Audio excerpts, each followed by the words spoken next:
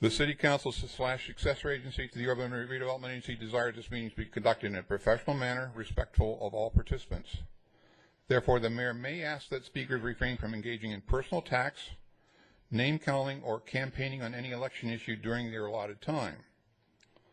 However, public criticism of the policies, procedures, programs, or services of the city, or the acts or omissions of the City Council / successor agency to the Urban Redevelopment Agency as a body shall not be prohibited. Now, I'm going to make a comment. It says the mayor may. Well, tonight the mayor will. And anything that has to do with the recall issue from either side is considered an election issue. And Mr. Litvin has already been consulted on that and supports that opinion. So we will not tolerate any public comments on the recall from either side. If you start, I'll interrupt you. If you continue, I'll turn your microphone off. And I hope I don't have to do that. We're all adults. I have disagreed with some of you other council members, and suddenly I am being called mean-spirited, a vocal minority, part of the disgruntled few, a naysayer, a political opportunist, a tribe member. Okay, I'm Swedish. We don't have tribes. But anyway, a brag groupie, and now I guess I'm a thug and a crony. How many other names? I mean, you know, my sister and I used to fight every single day and call each other names, but I think this wins. That needs to stop. I find this type of behavior deplorable, and it's very unbecoming, not only of city representatives, but people in the public. It needs to stop. Now, you guys claim to be fiscally conservative and transparent. If that's true, why are you rushing to complete this contract with the sheriff before the November election? This reeks to me of the referendum days. And some of you are out there fighting with us on that, and you should know better than to do this. It's like you're trying to circumvent the public. I don't think in what was said last week is an honoring of that oath. By denying the people to talk about the recall, did two things. I've done a lot of research in the last 2 weeks. It's a Brown Act violation because the Brown Act does guarantee us the right to criticize our governing agency. Mr. Schwing said we do not have that right. Total violation of the Brown Act. Also, we have the right to freedom of speech. Where does that go when you're told what you can and cannot talk about? That's called censorship. That's not freedom of speech. The basis for this was supposed to be on the basis of campaigning. It can only be campaigning if it's an election issue on a ballot. This is not an election issue on a ballot. It can only be campaigning if somebody is asking for some sort of action be taken. To discuss the procedure of recall is not illegal in any city in this country. I cannot find one city across this country who has ever told its citizens they cannot talk about recall. Senator Fullerton just recalled 3 members. I know for sure they didn't tell their people because I sat in their audience many a night and listened to the people talking about recall. Totally unethical, and I believe total violation of 2 laws. This should not continue. Ramifications on something like this is huge. I would advise this council not to take local advice on constitutional issues. You need a constitutional attorney. You need to start talking to him. There has been violations here. The cost of that is huge. The cost of an attorney is minimal. Remember, there's no statute of limitations that have run out on the past violations of the Constitution. This thing is building bigger and bigger and bigger. Does this council as a body want our city to be placed in larger and larger liability? Just simply because our mayor does not want the public to talk about recall. What is wrong with talking about recall? Who does it harm? It's a legal process. There is nothing illegal about talking about recall, yet we were forbidden.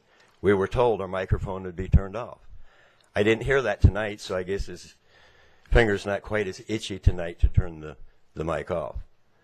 But I fully intend on talking about recall, and if you want to turn my mic off and violate my rights, that's the way it goes. I fully will accept that responsibility myself, because I consciously am making that decision. recall is a perfectly legal, ethical measure. It would not be part of the law if it was not. What gives any mayor the right to forbid us to talk about a legal issue? Nothing. Nothing binds you except ethics. Totally unethical to ban the people from talking about recall. Recall works. It's a measure. It is a measure of accountability. If the people are not happy with their representation, they have every right to replace them. They have every right to not be interfered. What I witnessed at the Pancake House this weekend, totally disrespectful to the public. As our people were gathering signatures, or talking to people about gathering signatures, one of the three, Rikel, Schwing, and Anderson, would go up to that member of the public, interrupt our conversation, and wave their little paperwork in the air. Totally disrespectful. That should not have to be tolerated, to have that kind of government interference. We live in a free nation, not a communist nation.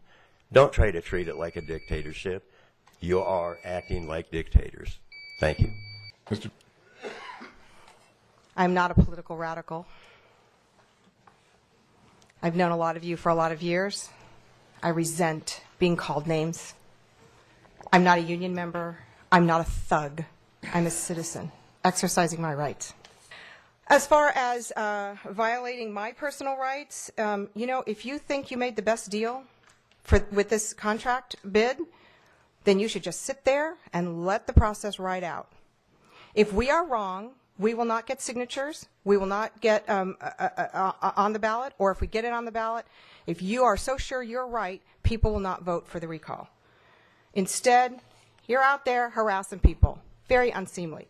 And Mr. Anderson, you step within 2 feet of my space again, and I will call my police department. Mrs. Nelson, direct your comments to the council as a whole, please. Mr. Anderson.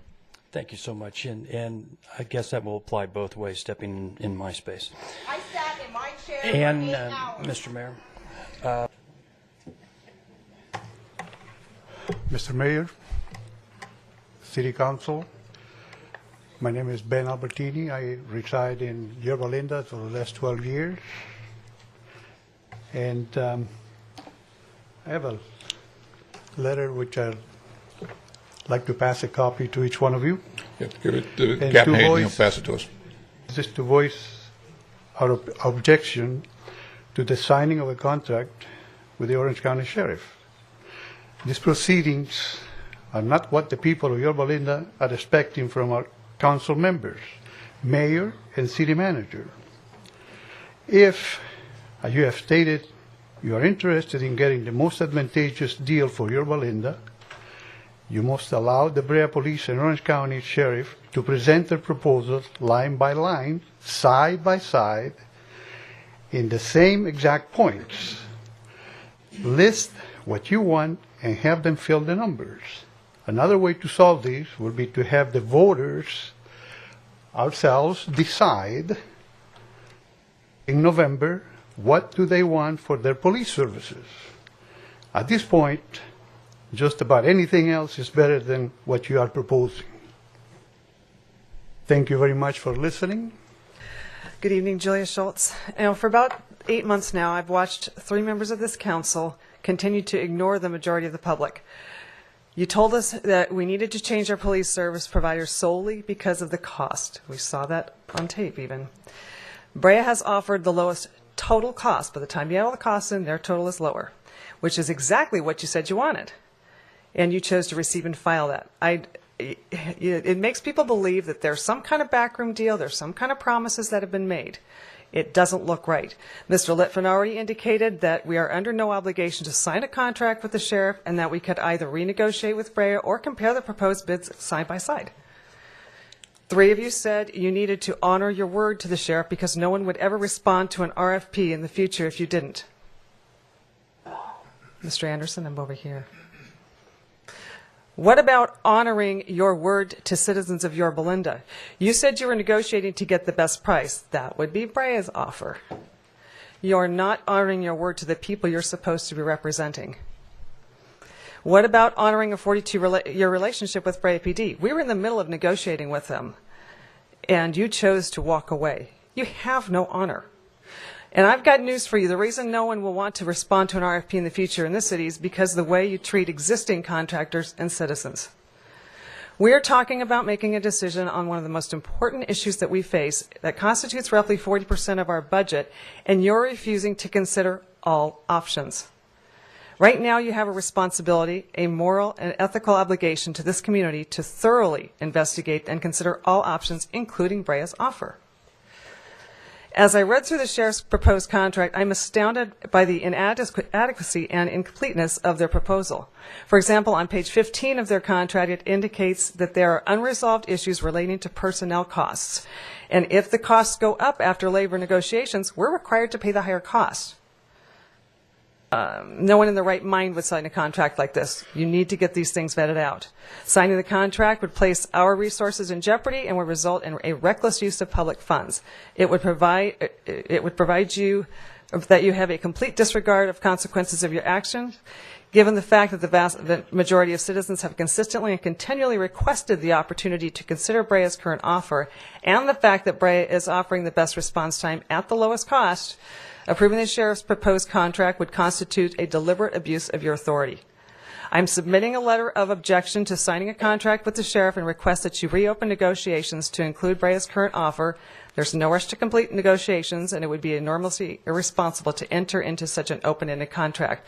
Several of us have filed a complaint regarding Brown Act and misdemeanor charges with the DA's office, the Attorney General, the Board of Supervisors, and the Grand Jury, and I am putting you on notice that should you sign this contract prior to any investigations be completed, you could be in violation of the law.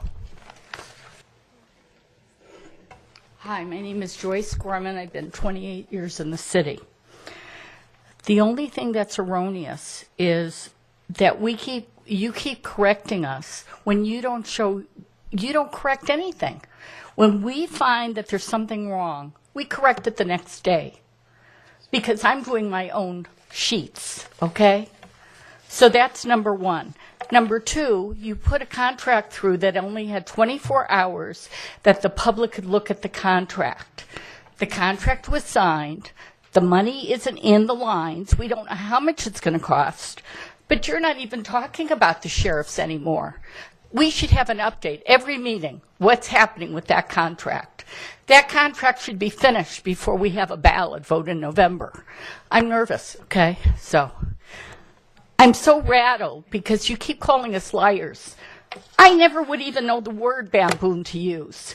And to say that we're saying things like this on the street insults us. Mrs. Gorman, address your comments to the council as a whole, please. We're using our democratic right, and we're being put down for it. We correct the things that we're saying on the United Citizens for Yorba Linda. We talk to the public. We were told that you were going to hire the Brea police. Well, how many are you going to vote? Get up for the 50. We were told now it's 12. That's all those people are losing their jobs. You did not take care of the Brea police. You have not been honest with us. And we need to know what's happening with this contract. It should be talked about at your meetings because you pushed it through. We should know what's going on with it now.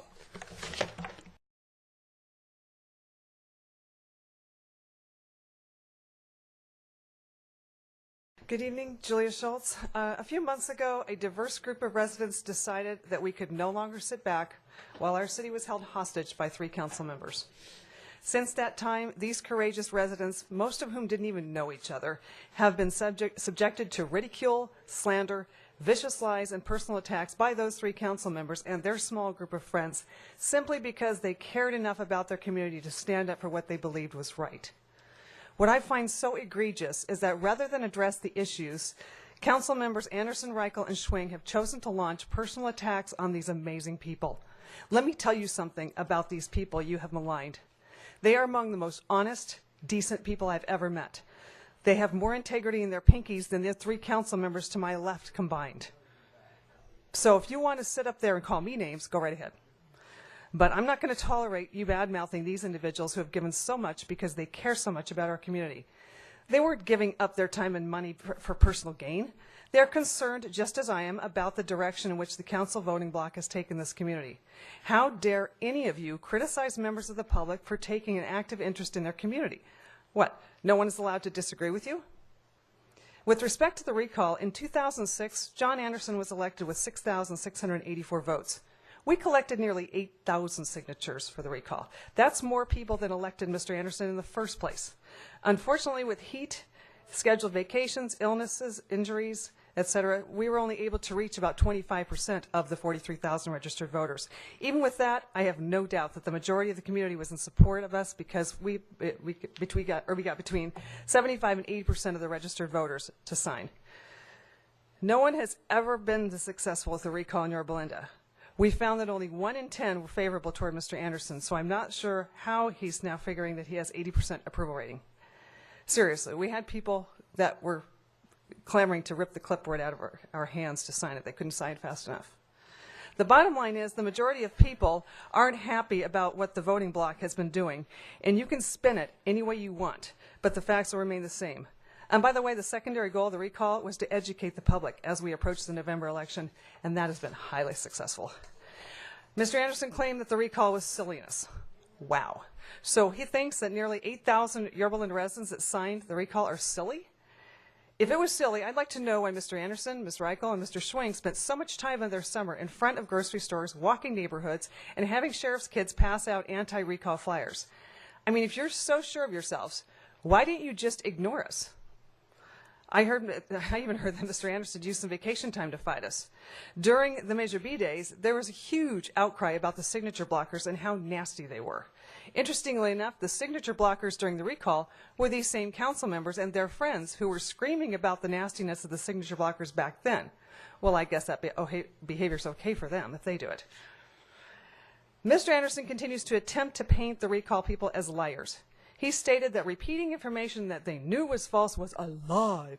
Well, I don't know of anyone working on the recall who stated anything that they knew wasn't true. We received some misinformation but corrected anything we found to be an error. And this is no different than when Mr. Anderson blamed some blog comments on a couple of people until he found out that that information was inaccurate, and he changed that. Talk about misleading, though. Mr. Anderson tried to mislead the public by claiming he knew who signed the petitions. He figured this would intimidate people and keep them from signing. He didn't know then, and he will never know who signed those petitions, and he has never had access to them. In closing, I'd like to point out a few things. Both Ms. Rikel and Mr. Schwing campaigned on their contract with Yorba Linda, wherein they promised not to interfere with recalls. Yet they deliberately did everything possible to obstruct the process. Mr. Anderson campaigned on a contract with Yorba Linda where he stated, "It is not all right to behave unprofessionally and resort to inappropriate name-calling." Guess that's not working too well. Of course, the way Mr. Anderson twists things around, I'm sure he believes there's such a thing as appropriate name-calling. At any rate, the Brown Act, which governs these proceedings here, states that personal attacks on individuals are not authorized by the Act. As mayor, Mr. Schwing is supposed to be controlling the meetings and not allowing council members to violate that Brown Act. Mr. Schwing, Ms. Rikel, and Mr. Anderson have all violated their own campaign promises as spelled out in their contracts with Yorba Linda, and all Ms. Rikel seems to want to do is second anything Mr. Anderson says and call for a break anytime the pressure gets on her. If you guys are going to continue to not represent the community, then I would ask that the three of you step down. Thank you. Thank you. Go right down the row here. Who's the next speaker? Mr. Mayor, Mr. Anderson. just a few corrections. Keeps getting repeated up here that sheriff kids were used to hand out things. That's not to my knowledge. It's absolutely false. I've said it before. I'll say it again. And I don't think I've ever taken on citizens for doing their civic duty. What I had a problem with over and over, and it was just repeated again, that as soon as this group claimed that as soon as they knew that the information was wrong, they stopped using it. Well, that's not so. The jail story continued for about 6 weeks. The 17-minute response time, which we know is false, continued for several weeks. And if you recall, at the last council meeting I had or 2 council meetings ago, I had the way that the sheriff does hours, and 2080 versus 1764.5. And I was taken to task by Mrs. Horton over that. If only I had told them, they never would have used those. Well, it was for 5 weeks following that they continued to use that misinformation. So you can call that whatever you want to call it. But I felt it was important to point that out. I never said that I've seen any petition that has been signed. And in fact, that's important to note that if anyone receives any information from this group, that would be illegal use by this group. Not that they would, but they can't use it either. What I had, and which a number of Brea officers signed, was the notice of the intent to recall. And the signatures are on there, and it has to be on there. And Officer Block was on there. Mario Vaughn was on there. And I won't say any others. But that was given to me. That was the so-called notice of intent to recall. It's a public document. Anyone can get that. So that, unless it was erroneously given to me, but apparently by law I have to know who it is that's making the allegation. So if anyone wants to see whether I was telling a fib or not, hit up the city clerk. She'd be happy to supply it. Look, it's time to move on. It's time to move on. Thank you. Good evening, Mr. Mayor. Sue Fenwick with a bad throat infection, sorry. I've never spoken to anyone in this city in anger nor disrespectfully, and tonight will be no different. I have attended very few council meetings in 10 years, and this is very hard for me. I'm very hurt, so now I'm taking a leave of several years from campaign committees in my beloved city. Others like me who believe in compassion, fairness, ethics, and reform will go forward. My family comes first.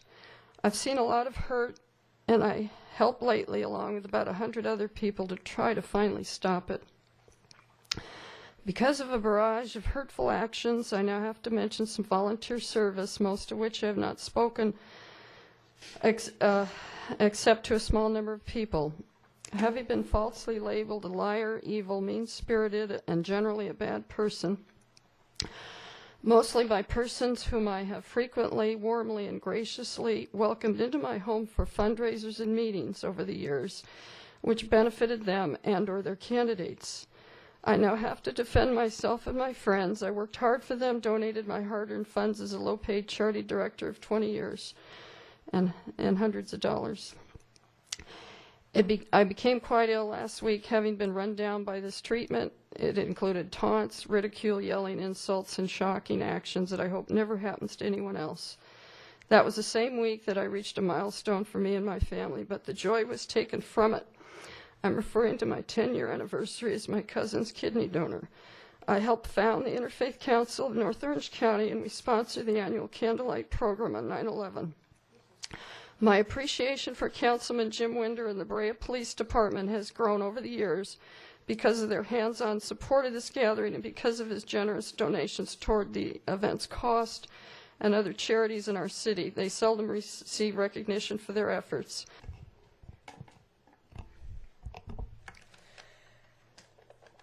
Many of us remember the 1970s advertising campaign. We know your name, but can we get it for the record?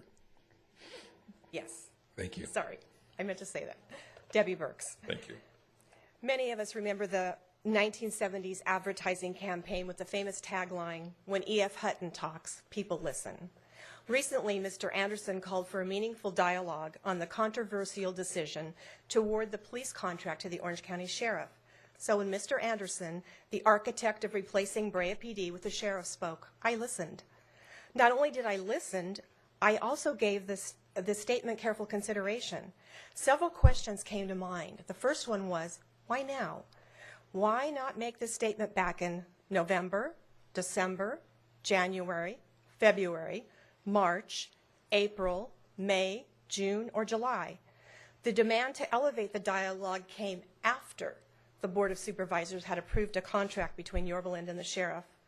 The 9-month delay in timing brought to mind that old adage about locking the corral gate after the horse had already galloped away. Another relevant question was, does the person calling for a meaningful dialogue have credibility on the issue?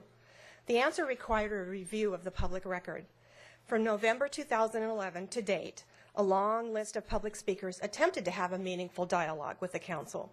Those speakers stood at the podium and offered input which included facts, figures, news reports, examples, and reminders of past council statements. Mr. Anderson, acting as leader and spokesman for the Sheriff's Three, provided instant rebuttals and lectures to Yorba Linda residents who spoke in favor of retaining Brea. The truth is, the majority voting bloc set the tone of the dialogue, and it was unprofessional and it was adversarial. Yorba Linda residents can access the city's website and watch the council meeting videos. Those videos serve as a roadmap to the truth. The police proposal process was mere window dressing. A simple majority, just 3 votes, had the power to change our public safety provider. And from the beginning, the 3 had already decided. There was transparency in government, but not the commonly understood definition. It was transparently obvious to those who watched the council meetings, read the Yorba Linda Star, and received those infamous messages, the robocalls, that the awarding of a contract to the sheriff was predetermined. During the second council meeting in August, Mr. Anderson once again used the term meaningful dialogue in his comments. Then just seconds later, he spent the next 15 minutes leveling accusations against selected Yorba Linda residents. This is not an isolated incident, but a perfect illustration of what is on those council videos. I know residents who asked the council majority to hold an advisory vote on police services. Others urged a town hall meeting solely for the purpose of receiving maximum public input. And what was the response? No on the advisory vote, no on the town hall meeting. Council members worthy of the office put aside their personal prejudices and actively facilitate meaningful dialogue. They don't act as roadblocks. Many in this community had hoped for an honest exchange on the police services contract, but instead of being treated as concerned citizens expressing a policy difference, the mere act of offering an opposing viewpoint placed the speaker in the enemy category. The painful truth is that when one takes the lectures and accusations into account, the call for the meaningful dialogue fails the credibility test. And I just want to say one more thing. I think it was very inappropriate and almost vindictive to actually mention that officer's name. You could have just said an officer. It didn't have to have his name made public. Anybody else in the second row? Yes. Mr. Gillespie. Mr. Mayor, Mr. Anderson. I have to respond to that because I was, and Mr. City Attorney, do I have a right to respond to these sorts of things? Yes. That's called freedom of speech both ways. You know, it's hard as you sit up here and you're called a liar by people saying that there's no way you saw these petitions and you lied. When in fact, absolutely I did. And I said before that there were officers and I was called a liar. And so when I say there's officers and I'm called a liar, I'm sorry, I have to name them. Because it's public record, and I was called a liar for saying that they for saying that they had signed. And Mrs. Burke, no comments from the audience, please. Oh, that's tall. Debbie Burks. For those who don't get the connection, none of those industries just mentioned, the committees, the BIA, any of those, are contractors with the city of Yorba Linda. That's the point. On July 26, the Association of Orange County Deputy Sheriffs placed an ad in the Yorba Linda Star that the union proclaimed Yorba Linda as, quote, part of our network of contract communities, unquote. Ladies and gentlemen, tonight I want to reveal what happened when Yorba Linda entered that alternate universe known as the network of contract communities. In that world, the deputies union plays political kingmaker. A member of the council majority once stated that the Yorba Linda community would not tolerate heavy-handed union tactics. Of course, that statement, when translated from political speak into plain English, actually means, except for your deputies union, we have no problem with you and your heavy-handed union tactics. Jesse Unruh, a California Democrat boss, once said, money is the mother's milk of politics. As of June 30th, the Association of Orange County Deputy Sheriffs Independent Expenditure Committee had over $500,000 in ready cash to spend on political activities. And guess what, folks? That committee is freely spending their mother's milk for the benefit of Ms. Rikel and Mr. Schwing. The evidence of union spending litters Yorba Linda. In the last few days, my mailbox has been flooded with expensive mailers paid for by that independent expenditure committee. Ms. Rikel and Mr. Schwing received a windfall in publicity from the political arm of the deputies union. This aggressive and high-dollar level of union activity in Yorba Linda politics is unprecedented. Though what has happened is unprecedented, it was predicted. For many months prior to the April 24th meeting, many residents warned that contracting with the Orange County Sheriffs opened the door to the political influence of the deputies union, a union that was well documented with a history of political involvement throughout Orange County. We now see how the 3-2 vote is playing out with regard to how deputy union money is being spent. It is a fact that an independent expenditure committee affiliated with the city contractor has infiltrated our politics. What does that tell us? That we should all be concerned that union money casts doubt about the independence of council members. It will undermine confidence in the outcome of city council decisions when any conflict arises between what the sheriffs want and what the public wants. What is happening in our community reminds me of the famous quote about loyalty. You gotta dance with the one that brung you. Well, 2 of our city officials are now dancing a tango with the deputies union. It's not a good thing. Good evening, Mayor Pro Tems. Greg Schultz. As for the reasons for the recall and all that, there have been violations or possible violations of the Brown Act that are still being investigated for proper notice during the November meeting back in 2009, I believe it is, and that's still being investigated. So that is still on the records right now. To be this record straight, the United Citizens have never been funded, is not funded by the Brea Union or any other unions. So that is an outright lie to say that they have been funded by the Brea Union. They have not, and they still do not. It's all been public, it's all been personal monies coming through. The City Council negotiated with Brea with their contract. In 2010, Councilman Anderson even put in his contract that the deal with the Brea PD was a very good one, and it was justified by him in his contract with Yorba Linda, and people can read that and see that contract that he was in a favor of that at the time. And at the time when the April 24th meeting went, and it went on for so long, many people left that meeting because they had to get to bed and go to other jobs and work, and were not allowed to speak. And it was asked prior to that meeting many times by residents to spread this out over a period of time and have one group speak and do their proposal, the other groups that had proposals in do it at different times, and then allow another time for public comment and spread that all out. Instead, it was done all in one night, and many people did not get to speak because it got too late in the hour, and they left because they had a job to go to. Thank you. And then I also got this thing that came from the Orange County Sheriff. And it says that it wasn't authorized by any candidate or committee controlled. I can't imagine that you folks that are running for office would allow something like that to go out without somebody having some input. I'm really ashamed of our council right now. For 42 years, I've always been proud of this city. I've worked with a number of you on personal matters up here. And I'm more ashamed and disappointed today than I have been in 42 years. I think it's something that you folks really need to get a hold of. I was at a meeting with the candidates, and one of the candidates that was there was warned 3 times about bad-mouthing the other candidates. 3 times. That's ridiculous. Very unprofessional. That candidate has to know who she is. That's ridiculous to go out there when you're supposed to be representing the city. Okay, thank you for your time.